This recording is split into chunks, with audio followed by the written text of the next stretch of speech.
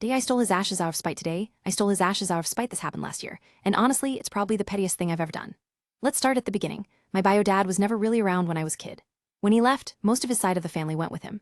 The only ones who stayed in contact were my aunt and my grandfather, both of whom have since passed away.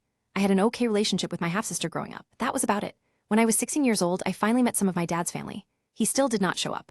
I built a relationship with my grandmother around that time, but I did not actually meet my dad until I was 20 years old, and even then, it was only over the phone and online. Fast forward to last year. I was 29 years old when he died. Nobody informed me of his passing. My sister even drove 10 hours to visit him in the hospital, while he was on life support for 2 days. Meanwhile, I found out after he died, when his ex-wife, not my mom, just some random woman, messaged me offering her condolences. That was how I learned he had passed away. It hurt. I had spent most of my life wanting to meet him, and it turned out that he had moved back to the area a year before he died. He had a relationship with my sister, but apparently me and our younger sister didn't make the cut. So, like any reasonable person, I did a little investigating, found out which funeral home had him, and gave them a call. They told me my grandmother and sister said they had no way of contacting me, which is hilarious, considering they're both on my Facebook, where I'm extremely active, and my sister used to call me at least once a week before all this. The funeral home needed a majority of his children to consent to cremation, so I called my younger sister, and together we went down there and signed the new paperwork.